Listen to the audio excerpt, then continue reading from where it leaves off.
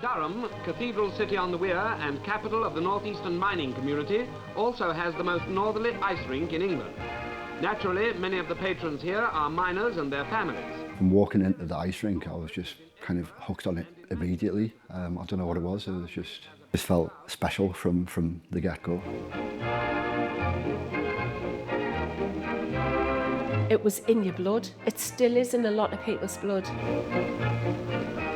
They're proud of their ice hockey team too, the Durham Wasps. Tonight, the Wasps are at home to a representative England team. Essentially, it was a corrugated iron shed with a frozen floor, but somehow it was so much more to so many people. For a number of years, Durham Ice Rink was at the heart of the community. The Wasps were the most successful team in the country, not just for a year or two, for a long period of time, and that should be remembered.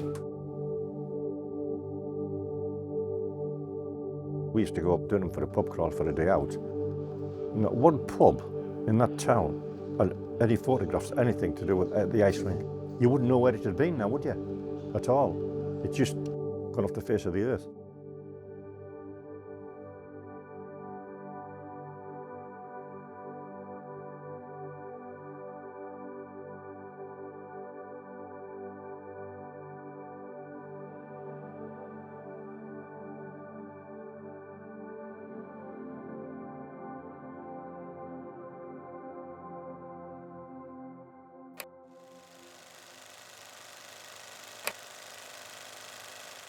When you went skating when I was a kid, when I was just starting to play, you couldn't see the ice on a Friday night. There was that many people on it. There wasn't nothing else to do in Durham, so everybody came skating, and everybody had great fun, and a lot of the kids that went skating turned into hockey players, and that's why we produced some really good kids. Junker was like a mainstay at the time when I was playing. So I was like a young boy coming in. I mean, he's a couple of years older. But he was one of the ones that we looked to. All the older ones, you look around them, and then they looked after you. And then as you got on a bit, you did that job. You were looking after the kids coming through. And it just sort of revolved all the way through that. It wasn't a thing that you were taught to do. It came naturally. My name's Robert Earl Carlson, and I'm the son of Earl Carlson. I'm Stuart Edward Carlson, and I'm the son of Earl Carlson. Well, once people found out who you were, they wanted to know you because your dad was famous. The thing about my dad was he didn't like the limelight. He went to play hockey, and he was quite happy to go and play hockey and go home. And he always wore a duffel coat so that you could put the hood up so as people couldn't recognise him. He'd have me sign autographs all day long. He just wasn't that person who, I've got to be in front of a camera type of thing. He was really down to earth, and that's what his ice hockey was his thing. And he was damn good at it. At the age of 16, he was playing for Toronto Maple Leafs Reserves. He was going to be their next centre forward. And the war came. His older brother joined up. He wanted to follow his brother, and he came over here in the Royal Canadian Air Force when he was 17. We think he lied about his age to get in and come over here. During that time, Royal Canadian Air Force had their own league called the Bomber League. They used to play at different rinks around the country, and they played at Durham Rink as well. That's how he first sort of got involved with Durham Rink, I suppose. By now, the crowd were really shouting. And here it comes, the winner for the Wasps at the 19th minute, slammed home by Carlson again, who played a real captain's game. It's such a shame he had to die when he was 44. It would have been nice if he could have told some of his own stories. Earl Carlson was sort of just coming to a finish when I was starting, but he was the man, and everybody used to come and watch him, so we used to get some good crowds in at the time, yeah. My connection to the Wasps was through my father, Bill Booth, who came to play for them in 1949 after he'd come over from Canada, and he was player for the first couple of years, then player coach, and he was player coach till 1964 and then coached after that. So we grew up virtually in the rink when I was a kid, because we lived next door in the mill for a couple of years, and watched the Wasps for years and years, right through till the 90s. It wasn't all about hockey. Don't ever think that. There was Durham Figure Skating Club. I've seen Robin Cousins perform at Durham Ice Rink. I've seen Torval and Dean at Durham Ice Rink. It wasn't just hockey, it was a mixture of things, from the polo club on a Saturday for the youngsters to come and learn to skate, you know, to the Friday nights where it was the more adult people that were coming out. There was loads happening at the rink. It was 24/7. I think with Durham Ice Rink, it's the thing that everybody knew that it was proper rough round the edges and, you know, fall into bits, and other teams hated to come here because the shower in the changing room was always freezing cold. You would go to the toilets and be plodging about in 2 inches of God knows what. But everybody loved it, and there was no pretenses. And the smell of the place. It was a great old building with its own charms and smells, and the chips. And so Icy Smith, who built the rink, he was always a shrewd business person, so there was loads of wood going cheap that happened to be coffins that hadn't been used during the war, so he was like, well, I'll have them.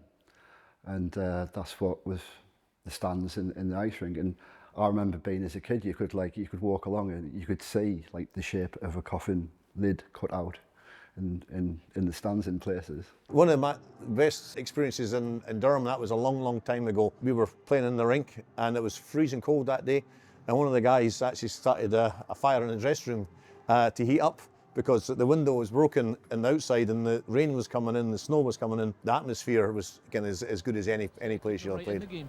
Breebent, Olsen and Kochesnikov, all three of them having exceptional games tonight. From the Murrayfield side, their danger man, obviously you have to single out Tony Hand. Oh, without a doubt. For a British player, he is their lethal weapon. It was more like, how would I say it, a social centre where you went, not just to enjoy the game, there was the social side after the game when you chatted to your friends, the players, the team in the bar. The rink didn't open until maybe 6:30 or 7 o'clock before the face-off on a Saturday night. They reckon the queue was from the rink back up to the town centre to get in. They were queuing up 2-3 hours before to know that they'd get into the rink, because they knew people would be turned away. It was more than just about the Wasps. It was a community facility, because in those days there was no sports centres or organised teams for kids to play in. So everybody went skating, and you met your friends and your foes at the rink, and we grew up on the ice. Durham Ice Rink, for those of us who spent a lot of time there, was one of the best kept secrets in the whole of the county. If you didn't have anything to do with ice hockey, didn't have anything to do with skating, you would not realise what a great, warm community place it actually was. When you went in there, you felt part of that group of people, and you were part of a family, you were part of a community. Off the boards, to Payne. He's got Breebent. Breebent's in a break. Breebent's got time. He thinks he scores! Rick Breebent fed through the middle. He made no mistake. Shot the puck through the goal of Martin Mackay, and Durham ends their way. 10 goals in front, leading the Murrayfield Racers by 1 with less than 5 minutes to play in this final period. Well, what can you say, Mike? As you said earlier on, they've had more than the money's worth tonight. The people have come and watched this game, and it's not over yet. It certainly isn't over, as the crowd raise to their feet and showing their pleasure from such a tremendous performance by Ricky Breebent.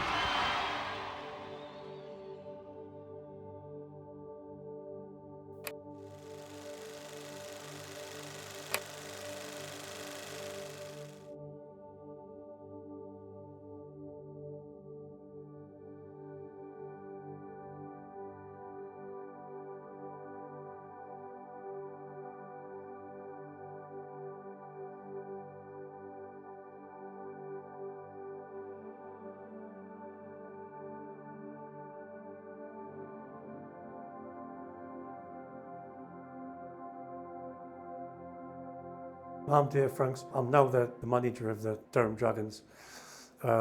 Today we play in Whitley Bay Islanders. We're playing their B team, so that's their development team, which are coming up. So that's lads who haven't been playing too long, or guys who've played in the past and then wanted to come back a little bit like ourselves. We play something called rec hockey, recreation hockey. So essentially we play for fun. We play a no checking game. So that takes some of the physicality out of the game, which helps some of the guys play a little bit longer and a little bit without the risk of being injured. But you know, there is the opportunity to play check-in hockey if we wanted to. But for us, we play no contact. We're all over 35. We range from 35 to our goalkeeper who's 67. And we've got some cracking players. We've got juniors from Durham, juniors from Whitley. We've got people who played for the Wasps. But we play with a good spirit. We go out because we love it. It's have a good time, make sure everybody enjoys it. Win or lose, just do your best, which is great, because we did that as original Dragons and won the British Championships in Telford in 1990, 1991, I think it was, and that was the first rec hockey tournament, if you like. And that was the same. We went down there really just as a bit of a lads' weekend away and come away with a trophy, which was quite unusual. I would say in Durham the atmosphere was 90%. In here I would say, lucky if it was 50. And that's maybe due to the small seating capacity here. I mean to say you could get 3,500 seated in Durham, 1,100 seats in here. And in Durham, the crowd was all around you. It was not like looking at a flat wall on the other side of the ice. But we've got to be thankful for what we have. Everybody knew John, you know, the Wasps. He did it all. He got the atmosphere going. Really great, and it's great to see him that he comes down, and because we're all that's left. We try and keep the team from Durham going. Rendezvous for by Jean-Michel Jarre.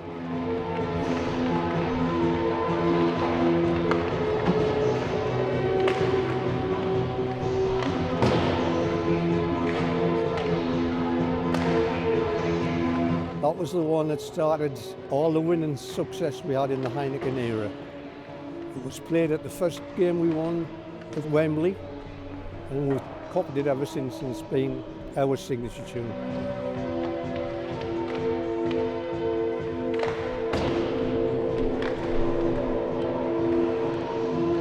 They're keeping the Durham name alive. I'm very conscious that the Dragons aren't the Wasps. We're just a bunch of middle-aged fat blokes who enjoy playing. You know, we play for the fun of it, we play for the love of it. We're not professionals. You know, we've got a couple of lads who've played professional in the past, but you know, for us it's about having fun, being part of a club, being part of something special, but also keeping that Durham name alive. Mid-80s to the mid-90s was a fantastic time to watch hockey. It was at its best. Lots of very, very good teams, you know, the Warriors from Whitley Bay, Fife Flyers, Murrayfield Racers. And the old rink at Durham, the Durham Ice Rink, had something a bit special about it. It wasn't the fanciest rink, but it was packed to the rafters every home game. The noise was tremendous. The support was fantastic. When we went away to Wembley for the playoff finals, I mean, we'd have something like 30 coaches leaving Durham on a Friday afternoon. And yeah, it would be nice if they were all out there in blue and gold shirts, but unfortunately they're not, so we have to do the best we can. Well, Frank, what are your thoughts on this game? Oh, I think it's been an incredible game of hockey, and it's been a good advert for the game, mate. Well, Durham, a well-deserved win. The final, 11 goals to 9. 2 goals from Rick Brabant, and for Murrayfield, 1 goal from number 23 was Jim Allard, which gives a final score of 11-9.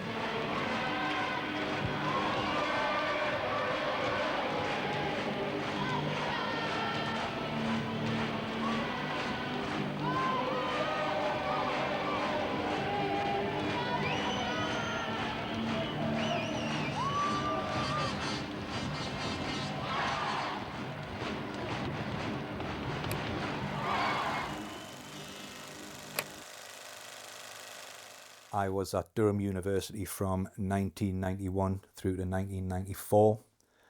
I began playing with the Durham University ice hockey team in 1991. In my second year, I was promoted to treasurer, and then in my third year, I was elected as team captain. And so I spent 3 years playing ice hockey at Durham, and they were 3 of the happiest, craziest years of my life. A lot of the students who first came along to ice hockey turned up. For them, it was the first time that they'd actually rubbed shoulders with with local people. Now, you've got to remember that in 1991, the Northeast had been through a decade of upheaval, of some pretty destructive changes. Durham in particular had gone from being part of the economic engine of the country to just being decimated, is the best word for it. And we had kids coming in who'd come from Winchester College. We had somebody who'd come in from Eton. And then they were on the ice with locals who initially they would be terrified of. I think it made a lot of people benefit from university in a way that they would not have otherwise benefited. It's not just about your academic education, it's about your education as a person, as a human being. And so you would find people who'd been to the poshest private schools sitting on the bench right next to the unemployed son of an unemployed ex-miner from Pity Me, sharing a cigarette. They realised what a tough community the Northeast was. They realised what a tough community Durham was, but they realised the strength in that. They realised the camaraderie in that, and they realised that people would give you the last penny in their pocket, and they would do anything for you. That to me is one of the most valuable experiences you could have. 10 minutes left in the period, and we would have thought they would have come back to show a scoreboard.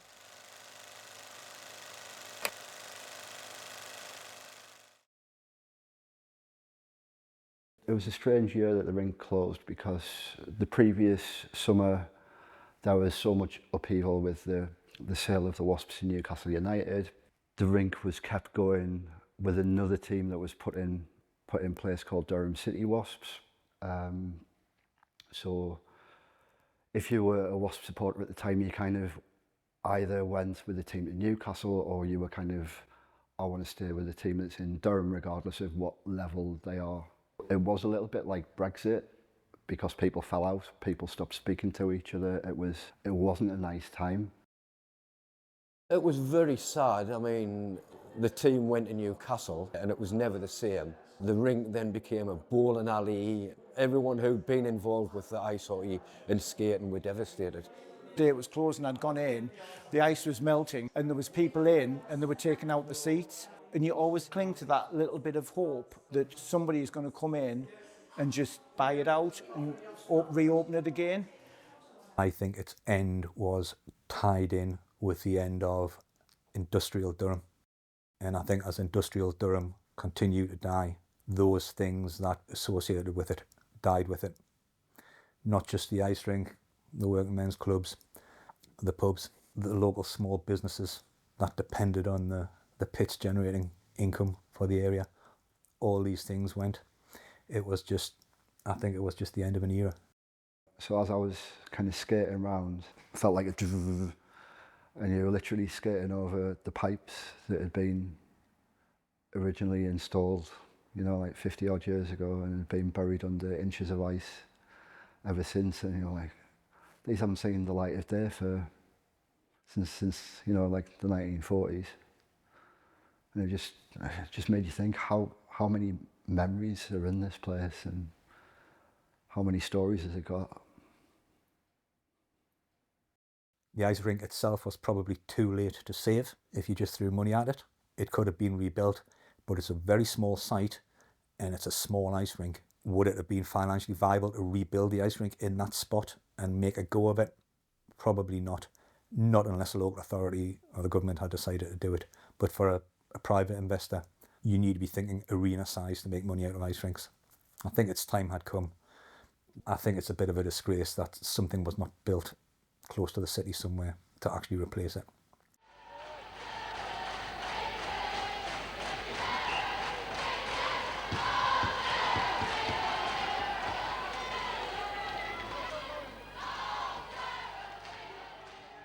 No, you're never going to replace that. It was family built, family run, family orientated. You're never going to replicate that in this generation because it had been there for decades. It had that legacy already there. And so I don't think you can build an ice rink and it be like that. It has to evolve.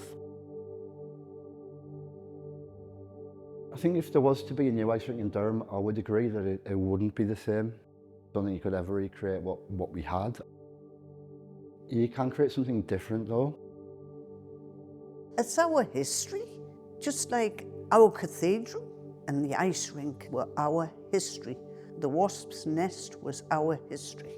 It needs to be kept alive. Did it tear the heart out of the community? I think that's probably being a little melodramatic, but I think it took some of the joy out of the community. It started a transformation in the city, which we're still seeing today, which has not always been for the best. Durham Ice Rink was more than an ice rink. It was a place for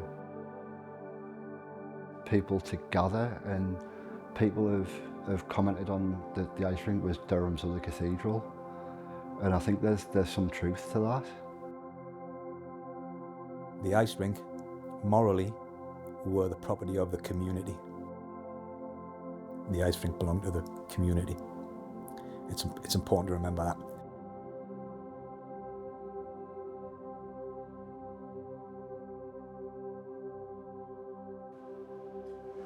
But we didn't know how lucky we were, and it was all over far too quick.